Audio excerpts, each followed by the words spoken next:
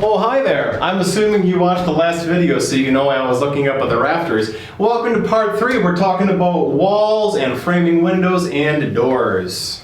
Well, that thumbnail was definitely an Instagram post. Like I said, this is part 3 of a 9-part series. That's 1, 2, 3, 4, 5, 6, 7, 8, 9. Going into a lot of the steps in greater detail. There is a feature-length build video of this entire process if you want to see things from a different angle. And of course, a 4-minute time-lapse if you need something for fun to decompress when this is all done. Be sure to check them out. Let's get started on the walls. I talked about this a little bit when we were building the floor. The basic structure of the floor with your vertical joists and then your horizontal rims is what we're doing here, but times 4. And it's a little bit nicer because now we're dealing with 2x4 material as opposed to 2x6, and I'm doing just standard dimensional lumber as opposed to green treated, which means the lumber is lighter and it is easier to use. And I was so happy for that, let me tell you what. So, much like everything else up to this point, you were just making a lot of cuts. And for me, I had all the math taken care of because I downloaded plans from iCreatables.com. Not a sponsor of this video, I just really like their products. Link in the description below if you're shopping for any sort of plans and you want a place to get started. So I am building an 8-foot by 12-foot shed. These walls, let's see, I'm 6'5". These are 7.5 feet, 7'6", something like that. All those measurements were done for me. So I started with the easiest wall, which was in fact the back wall, because there was no window and there was no door to work with, and that was a great place for me to figure out the entire process. So first off, I just had the headboards and I made sure they were exactly 12 feet. Fun fact, 12-foot lumber isn't exactly 12 feet. It can be 12, 12 and a half, 12 and a quarter, somewhere around there. And it pays to double check. I think I forgot that at one point and I paid for it in that corner, but when all was said and done, you can't tell because of all the layers on the outside. Anyways, I got those suckers cut to 12 feet and I did that, I think, yeah, for this top and bottom board. And I put them side to side and I measured every 16 inches and I marked 16 inches on center, transfer those marks from the bottom to the top. Then I separated them, making sure that the orientation didn't change. And I put my cut boards in between. Again, these are, 7 feet, something inches. You just put them right in between. Each of them got 2 nails in the end, pounded all the way through. Now, as you're pounding them through, don't worry too badly if it's not, perfect 90-degree angles in the end. Get it as close as you can. You will fix those and make sure everything is plumb and level when you're raising the walls. But this was a very good place to start. And I got the hang of it. So after I was done with the back wall, I thought, let's go to the windows. Now, as you can see here, I have a stained glass window. We'll talk about that. I decided to repurpose some old windows and an antique exterior door. Interestingly enough, the woman I got these from, the windows were outside for the last 7 years, so they're exterior windows with exterior stained glass, so they'll be just fine here. And it is a shed, so I wasn't worried too much about making sure I had a waterproof, airtight seal, all that jazz, but still I framed it appropriately. So, the window wall is very similar to the back wall insofar as they're both walls, and they start off the same. So your top and your bottom piece, you gotta cut to the same length, and then you're going to transfer some marks between them. I clamp them together and then I just, transfer the marks over with speed square, which is nice.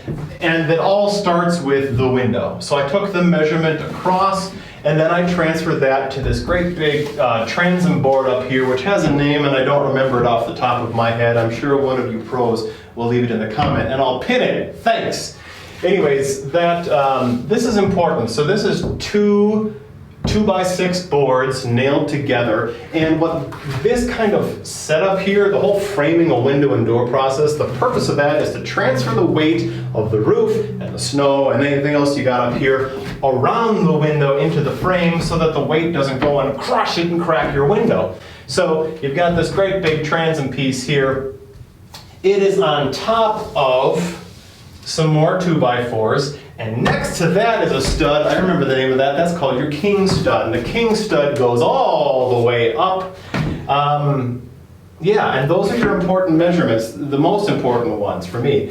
Then of course, you've got underneath your window here another horizontal piece, And on the inside there, you've got another stud that's going from the bottom of the actual wall to the bottom of your window joist here. One in the dead center and one on the other side.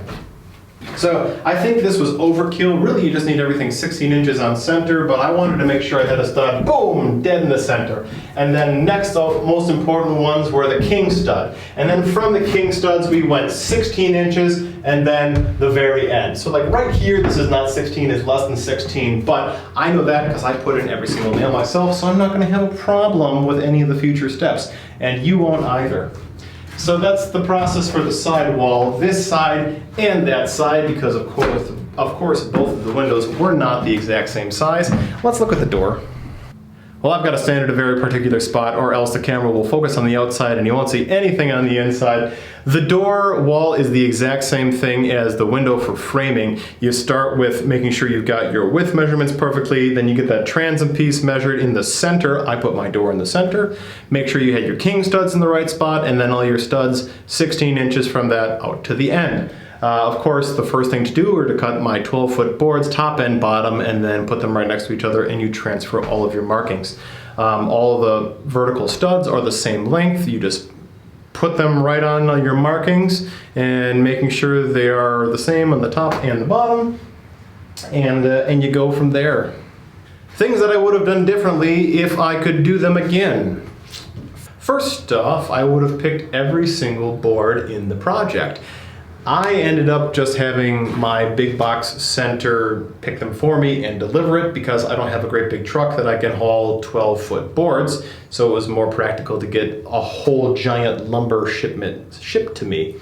For the most part, the boards were pretty good. There were just 2 or 3 that had some really bad torsion at the end of them. And I can deal with a bowed board because you can bend those back up, especially when you're nailing in the sheathing, and they'll be just fine. But the ones that do this at the end, those are really difficult, and you don't want to monkey with them. You can't exactly twist them back into place. And if you don't have just that really nice square top and bottom, it's going to mess things up. So make sure you are actually shooting your boards when you pick them up, making sure they're perfect. The second thing that I would have done differently is to consider how the outer shell is going to sit on top of these boards. Because just like the floor, your sheathing has to end and start on these studs. And that's just important to remember to make sure you're using your plywood or whatever on the outside in an economical fashion. I think some of these studs might have been shifted half an inch or whatever in one direction. So when I was putting the sheathing on, I had to fudge it a little bit and make extra cuts on the sheathing outside, which just added more time in order for me to do it correctly. Fortunately, I didn't waste very much lumber, but it's just important to keep in mind in the back of your brain. Third, and this is just kind of a fun little thing, it really does pay to know the terminology. Here I am rambling today, calling this the transom thing, and all I really remembered was the king stud. I got really good at the terms when I was building this over the last 6 months, in the time when I was building them, because it just paid to watch all these other videos and know what they were talking about. So maybe mine is the more layperson video if you're watching a series of these from other people, but you can do it, so don't feel bad. Just learn the terms and then promptly forget them. And then once you've learned the terms, you are ready to move on with these 4 great big walls you've built and raise them, and then put on the roof. You can raise the roof, and that's part 4, which we're going to talk about in the next video. So if you watch this and you listen to my ramblings, be sure to let me know what you've done in the past, what I might have done wrong that I didn't talk about. Leave it in the comment below. I can pin a really good one. Thanks a lot for watching. Like and subscribe. If you're new, this is pretty decent content. I'm proud of it. We'll see you in episode 4. Bye-bye.